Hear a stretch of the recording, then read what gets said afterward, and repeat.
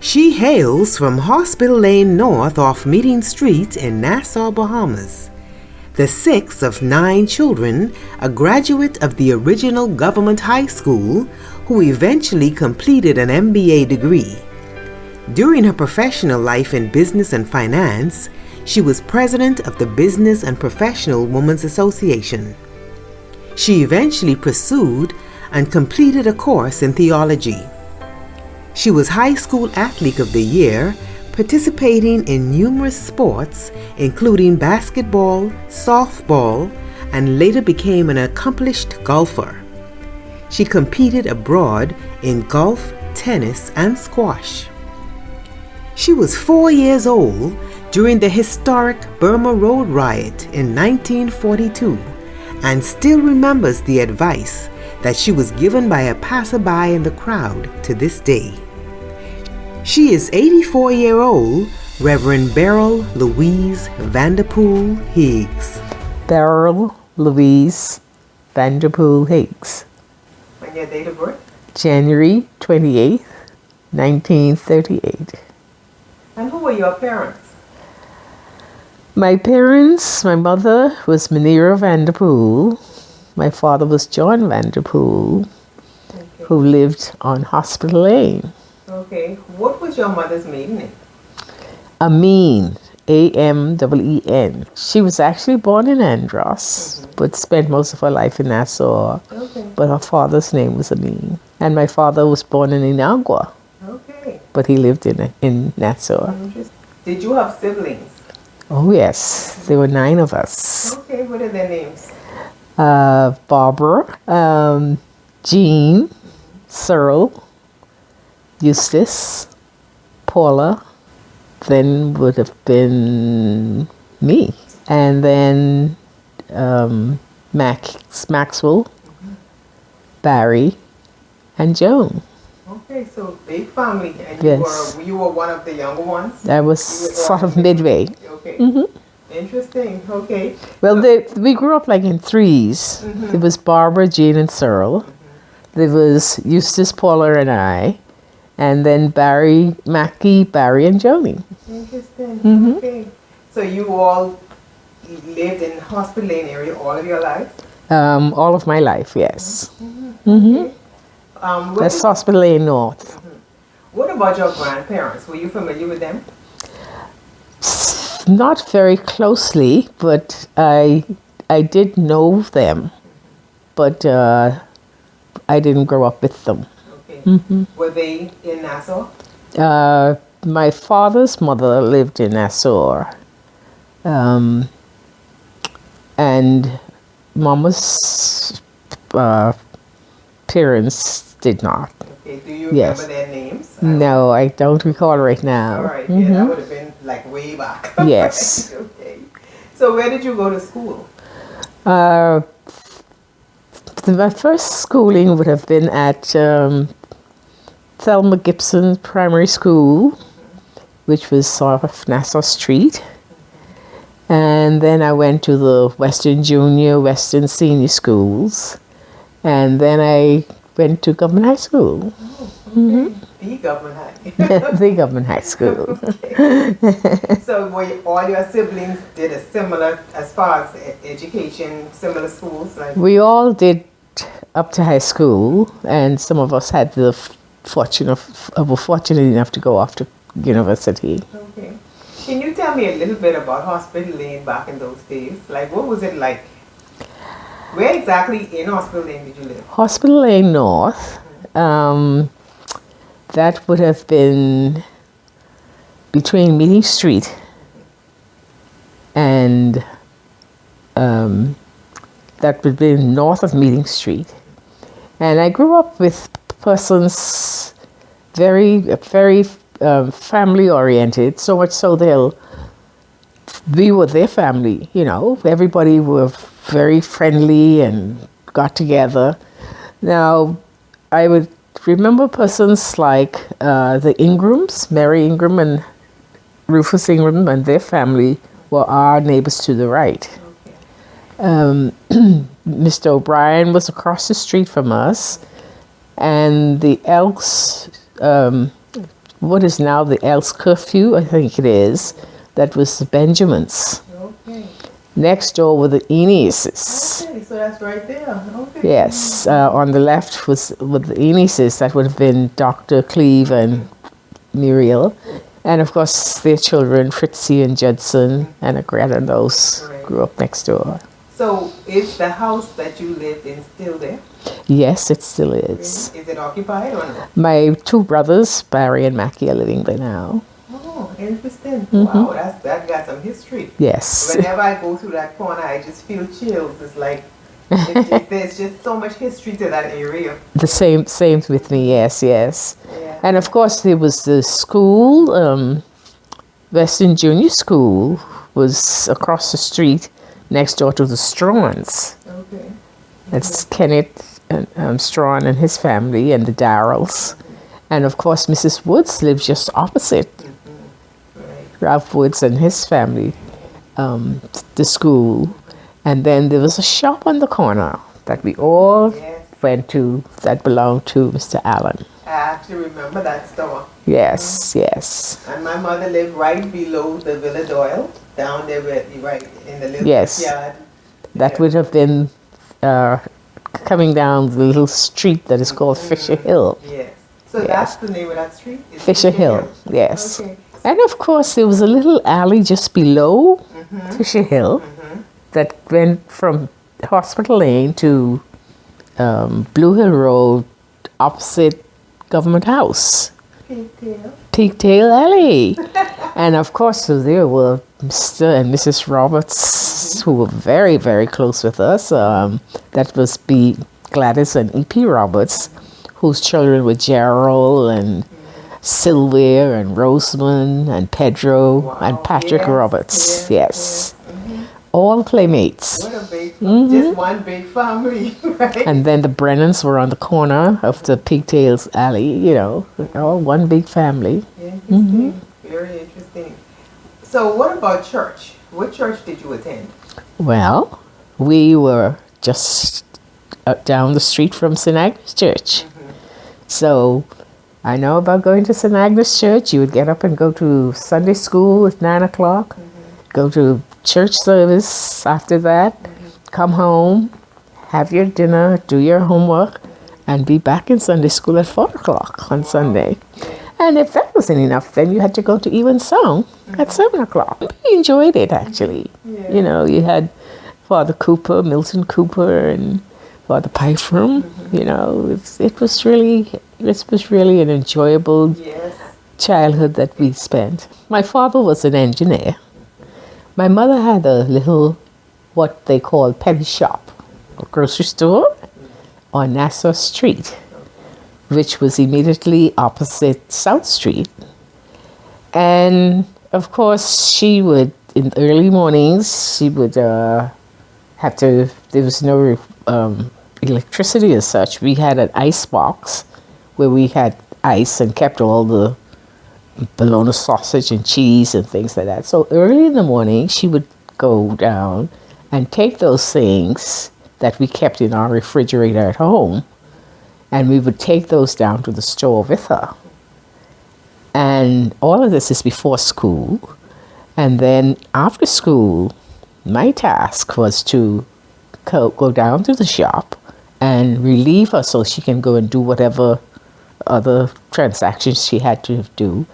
And I kept the store as a teenager. Wow. Yes. A lot of responsibilities back in those days as a young person. So you said your father was an engineer? Yes, he worked through the processes of, he was at Public Works, and then he was employed by Searle and Simonette, and he did a lot of work through that.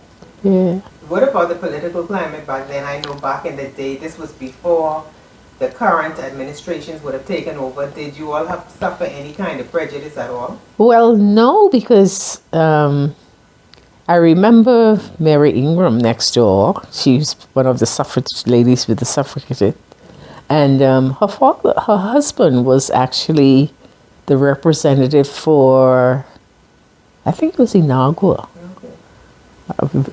I'll have age-related moments, so I think it was, But it didn't. It was not. We were not that much involved in it. It wasn't until I was, a married woman that we became involved in. My husband and I became involved in. Oh, I always remembered at 4 years old when they had the march from Base Road. Mama always told us about talking to strangers. But this day, there were people coming through Hospital Lane, going out to Base Street. And being curious, I went to the front gate. And, of course, Mama didn't know I did. And as the people were passing, I was so excited about them. Everybody, making noise and talking about what they're going to do and everything else, because these white people trying to keep us back and whatnot. And a man came and gave me a silver tuppence. Wow. And he says, "Young lady, I've given this to you. This is yours. You see what we have to do to fight for what we want? But I hope you never have to fight. But if you ever have to fight, make sure and fight for whatever you want that is right." At 4 years old, and that stayed with me throughout my life. Of course, when my mother saw me with the silver tuppence, she asked me where I got it from, and I told her that was a scolding because I wasn't supposed to be talking to strangers, Right. But I always remember that. Mm-hmm. What did you do after you finished high school? High school. Before we get there, what do you remember about high school? Can you think of friends that you were close to? What was it like? Who was your people you associated with in high school? From Western Senior, I passed to attend government high school.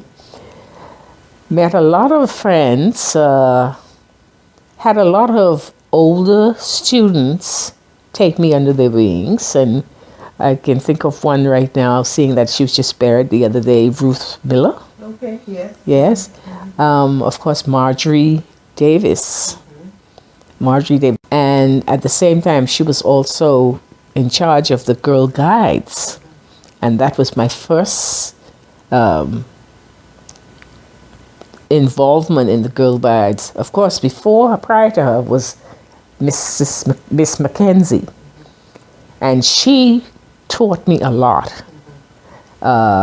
Very short little English lady.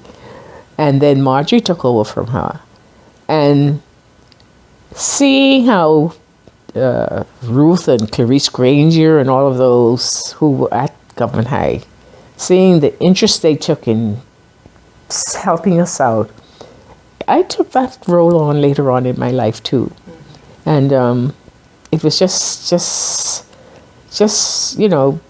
Government High was such a school that I did a lot of sports. In fact, I remember getting the first crest that I have. I wish I had brought it for you. That was given to me for Athlete of the Year. Okay. Wow. And I was involved with basketball, softball, and I took that throughout my life, being involved in sports. No wonder you look so good. Activity definitely. Lord bless you. Yeah. I wish I had it at this stage of my life. But, I found that education was so needed.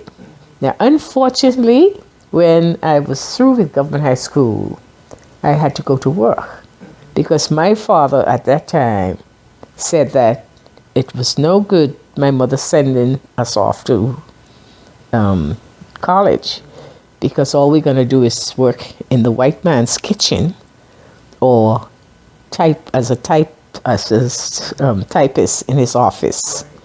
And of course she wasn't having that. She made sure we all had high school training. One of my brothers, Dr. Beryl Vanderpool, went off to university. The others just worked. And I promised myself that when I was able, I was going to go off to college. I went the route of getting married raising 3 children. Who did you marry? Fred Higgs. Okay. He was from the East. He was very involved with sports and whatnot. He used to work with the airline, and then, of course, he went over to Resorts International at that time and became involved with the golf club. And most persons would remember him as a golfer. Okay. I was a golfer as well. Okay. Enjoyed it very much. But I found that after I had the children and I put them through school and I sent them off to college, I went off to college. Okay. Wow. But when I went, it was because of circumstances that happened at that time. But just to go back a little further, what I did was that the University of Miami had a master's degree here. They would come and have classes here, and I attended that. So I got a degree in business, an MBA, with them here, without having to leave the country. But after I had finished schooling all my children, unfortunately, my daughter, Linda, well, let me go back a little bit. I had 3 children, a boy, Rory Higgs, Linda Higgs, and Sandy Higgs, who was Sandy Higgs Hall at this time. But unfortunately, my daughter Linda died. And so I went through a very hard time. You know, by this time I was in charge of one of the banks, you know, and making a lot of money. And of course, that's Shonda's mother. Okay. Yes, so that set me back a bit, and that was really devastating because she was so young and such a loving and full of life and everything else. Yes, yes. And the Lord rested upon my soul to go off to college to do a theological course. Okay. Well, I said I was going off just to do a course because at that time they were not ordaining women in the Bahamas. But when I went there, I ran into 2 female clergy persons who were teaching. And they said to me, well, why aren't you interested in being a clergy person? I said, well, you know, they weren't ordaining women in the Bahamas at that particular time. So they really encouraged me. They said, well, we'll be here for you if you ever have any questions. And just working along with them and having different courses and whatnot, I decided I would try to do it. Unfortunately, they were not doing it here. But at the time, they were thinking about it in Jamaica. Okay. And I said, well, they're going to have a meeting very shortly. Maybe if I apply, because nobody had applied, none of the women had applied. So I said, maybe if I apply, maybe something would happen. And the Lord rested it upon my soul to apply. And they said they will consider it. Okay. But they will see what happened at the convention that they were having to pass it as to whether they allow women into as clergy. And the Lord rested upon my heart. I don't know if you know where, on the corner of East Street and the road that goes to the hospital, and just after you pass the just across the street from the Royal Police Force, that was the Anglican diocese there. Okay, right. Yeah. And the Lord said, now I want you to go and march around that building 7 times every day for 1 week. And on the last day, you just shout and give God praise and thanks. And I said, me?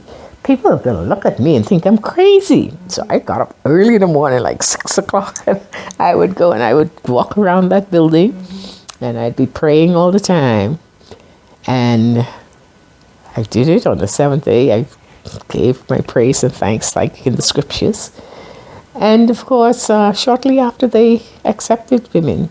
Okay. So I continued my course, and when I came back, I applied, but it took a little while before I was acknowledged, before they acknowledged here.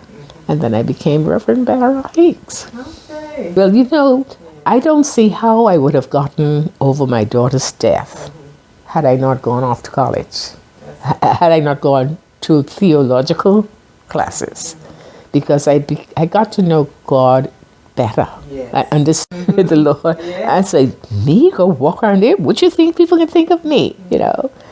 And there's been some very interesting things that I went through at that time, and as I look back, I think back of when I used to keep my mother's shop. You would have the elderly women coming into the store. And of course, you know, we used to have some chicken feed and flour bags packed, stacked up. People would sit there and they will tell me all about their family life. And they would say, what you think about this child? And of course, I was only a teenager. But they were sharing with me and whatnot. And I got to know how people think. And yes, as I look back, not only was it he prepared me for to being a business major. I was bank and trust for quite some time. That was the major part of my profession before I became ordained. But also how to deal with people and how to understand what people do. You know, and they say, you know, that child of mine, so and so and so. And, you know, I was only a teenager, but just this sharing the emotions and the pain and the suffering and the joys. And, you know, I experienced all of that through them, you know. And so I was able to share that during my ministry as well. Excellent. Yeah, I think I remember your son Rory. Never knew him personally. But did he ever live on Collins Avenue? Yes. Medical Center? Yes. Yes. Back in the day, it feels like 1,000 years ago. Isn't that something? Yes. He's in finance too, right? He is in business and finance. And strange enough, my daughter Sandy went into business and finance. He went into business finance. Not that I encouraged them to do it, but they both.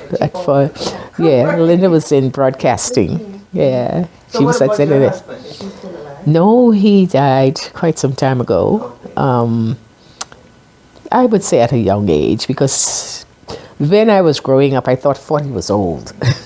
But now that I am 85, right? I feel that I can go for 90 if the Lord is really, you know. Right. But no, he died. So the rest of your siblings, are they all still alive? There are only 5 of us left. Yes, my brother Jean and Eustace have passed, and my sister, my oldest sister, Barbara, and my youngest sister, the baby, Joni, they've passed. Okay. Is everybody living in Nassau? Or? Yes, we're all here now. Okay. Having gone through what would you say some of the greatest challenges you had in life? The greatest... Apart from, well, we know the loss of a child. Yes. Right. I would say forgiveness. Being able to understand and forgive someone or seek forgiveness from someone, I think is the greatest thing the greatest gift anyone can give themselves, you know.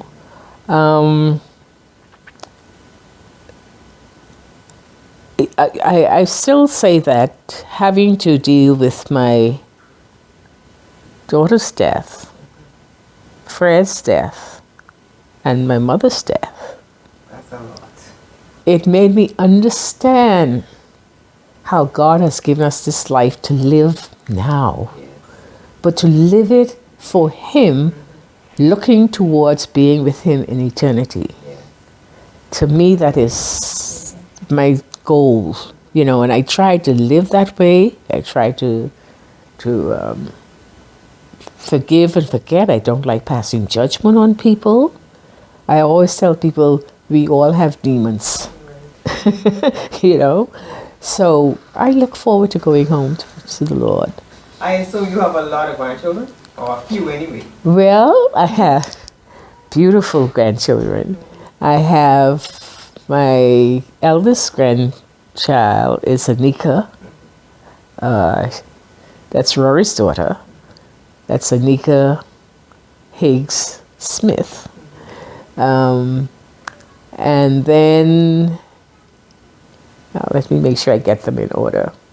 Then Shonda would be next. Shonda, you met Shonda Swan. That's Linda's daughter. And then, I don't want to leave out anybody. And then Sandy has a son named Brian Hall. Yes. And of course I have a great-grand, that's Cameron that you met. That's Shonda's son. Family has grown. Yes. So what would you say your biggest accomplishment has been? My biggest accomplishment, well, my two favorite organizations that I work very hard in fighting for the rights and the training of young women and young girls. And that was through, one, the Business and Professional Women's Association, when I was president several times and met a lot of young, very intelligent and joyful, happy, women. And then the other is the Bahamas Girl Guides Association. And I found that through what I received from the Bahamas Girl Guides when I was a guide, and being a guider, being a guide leader, being, I went as far as being president of the association. Okay. I feel that giving back through that has been a great accomplishment. That is always fulfilling when you can contribute. Very fulfilling, very fulfilling. And make other people's lives enriched. And it made me realize that I was giving back what I received, and I think that's what it's about. And of course, my ministry, that's been, it was difficult being, there were only very few of us. There were only two of us to start off with. But now I see fortunately there are more. But women have not received their rightful place